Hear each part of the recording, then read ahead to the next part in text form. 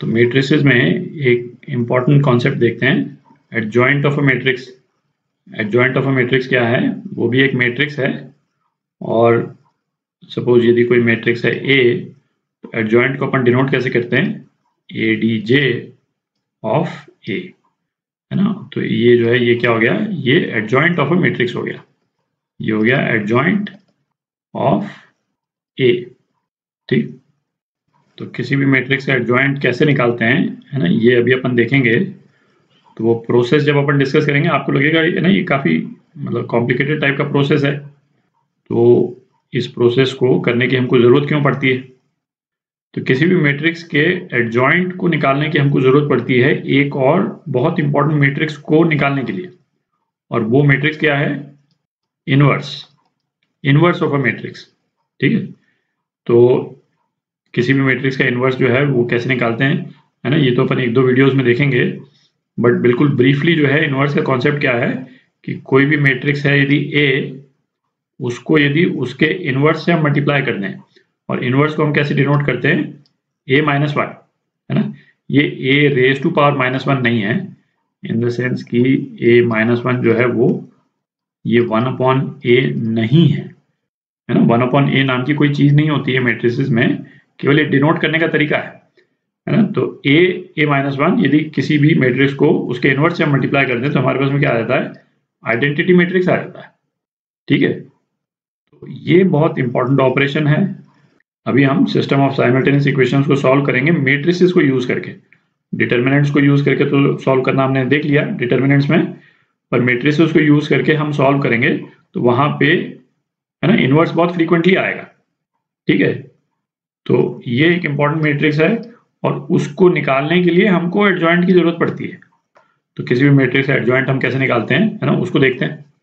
तो ऐसा करते हैं, पहले एक, है ना, 2x2 मैट्रिक्स लेते हैं, मैट्रिक्स ए, है ना, 2x2 मैट्रिक्स, इसका अपन एडजॉइंट निकालेंगे। तो कॉन्सेप्ट तो इससे ही क्लियर हो जाएगा, है ना। फिर उसके बाद में 3x3 मैट्रिक्स भी देखेंगे। अच्छा यहाँ पे ये भी मैं क्लियर कर दूं कि एडजॉइंट भी जो है वो केवल स्क्वायर मैट्रिक्स के रेफरेंस में ही रेलेवेंट होता है ना, ओनली फॉर स्क्वायर मैट्रिक्स। ठीक है, तो अपन एक 2x2 मैट्रिक्स ले रहे हैं, A11, A12, A21, A22, इसका अपन को एडजॉइंट निकालना है। ठीक है, तो इसमें पहले तो हम ये देखें कि A का जो डिटर्मिनेंट है वो क्या हो जाएगा? A11, A12, A21, A22, ये हो जाएगा इसके डिटर्मिनेंट। ठीक है, और इसके कोफैक्टर्स जो हैं, चार कोफैक्टर्स हैं। कोफैक्टर अपन कैसे निकालते थे? Cij, ये क्या होता था? -1 raise to power i plus j into minor ij। ठीक है, यही होता था। तो एक एक करके हम चारों कोफैक्टर्स निकालते हैं। तो यहीं पे लिख लेता हूं मैं C11 क्या हो जाएगा? -1 रेज टू पावर 2, तो ये तो 1 ही हो गया, इंटू माइनर ऑफ 1 तो माइनर ऑफ 1 के लिए हम क्या करेंगे?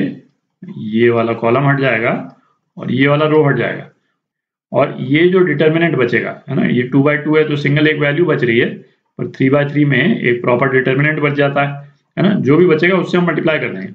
तो इस वाले केस में क्या आ गया? A22 आ गया।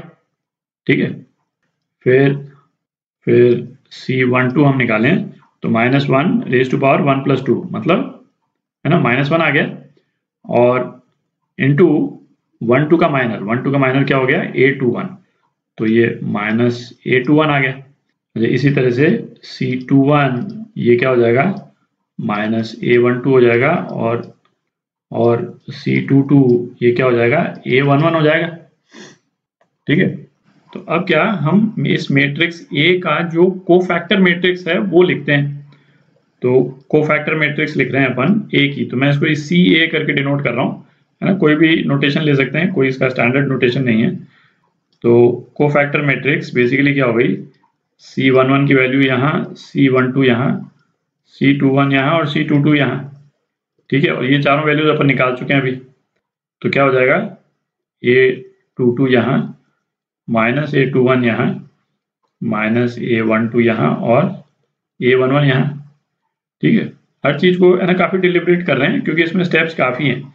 ठीक है, तो ताकि इसमें ना गलती नहीं हो। तो ये अपने पास में ये जो आ गया है ना, ये क्या आया, ये कोफैक्टर मैट्रिक्स आ गई, किसकी, ए की कोफैक्टर मैट्रिक्स। और एडजॉइंट जो होता है, एडजॉइंट ऑफ ए, वो क्या होगा, जो कोफैक्टर मैट्रिक्स है उसका ट्रांसपोज। आप समझ रहे, इसमें एक स्टेप और बचा है, इसका ट्रांसपोज लेंगे वो एडजॉइंट ऑफ ए हो जाएगा।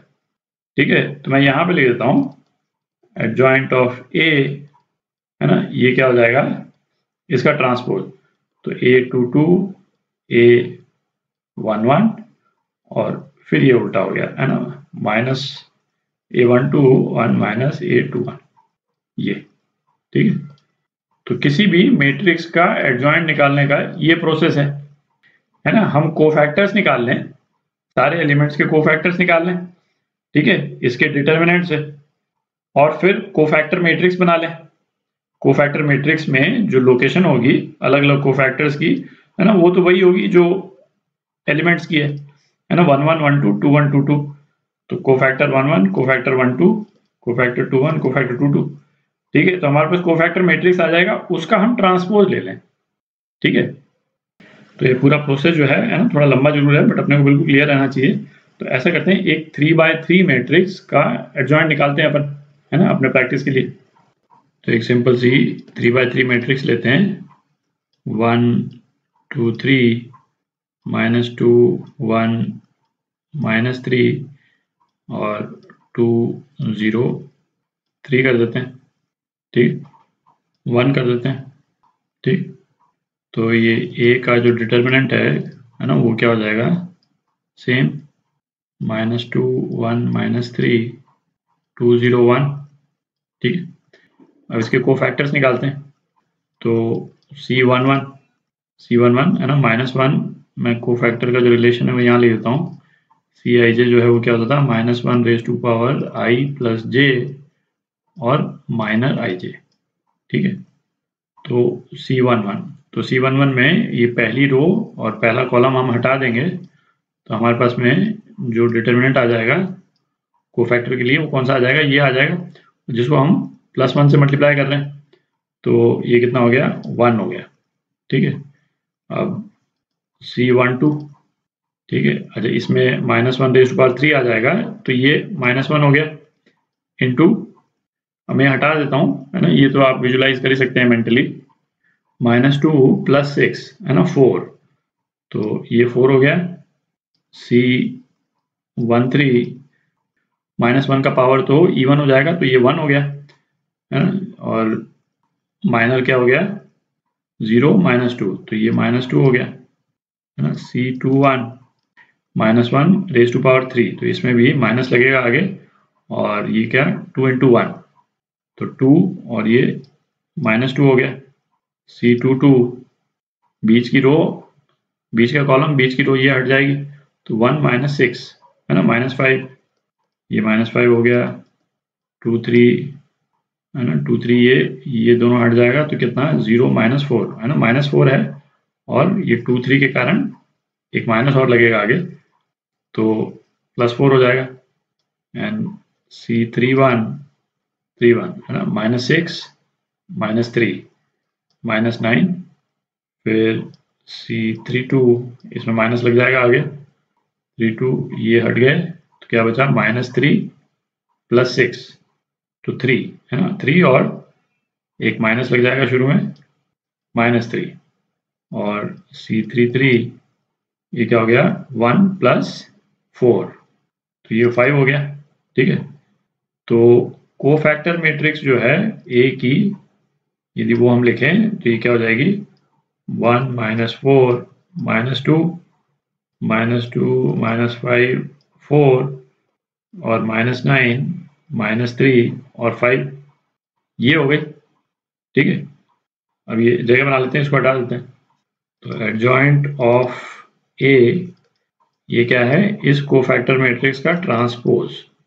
ठीक है, तो इसका ट्रांसपोज लिख देते हैं अपन। तो डायगोनल तो वैसे का वैसे ही रहेगा, -5 5, -2 यहाँ आ जाएगा, -9 यहाँ आ जाएगा, -4 यहाँ आ जाएगा, -2 इधर, 4 इधर और -3 इधर। ठीक है, डायगोनल के अपोजिट साइड वाले जो एलिमेंट्स हैं एक्सचेंज हो जाएंगे बेसिकली, ठीक है। तो ये आपका एडजॉइंट आ गया, ए का ये एडजॉइंट है। अगले वीडियो में एडजॉइंट की है ना कुछ प्रॉपर्टीज देखेंगे।